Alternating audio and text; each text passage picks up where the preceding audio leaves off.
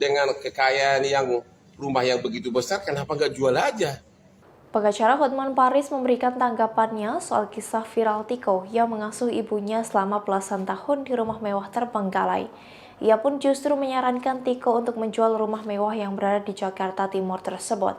Menurut Hotman, dengan menjual rumah itu, Tiko bisa hidup lebih bahagia bersama ibunya. Hotman Paris memuji sikap Tiko yang mengurus ibunya selama belasan tahun di rumah terbengkalai tanpa listrik dan air.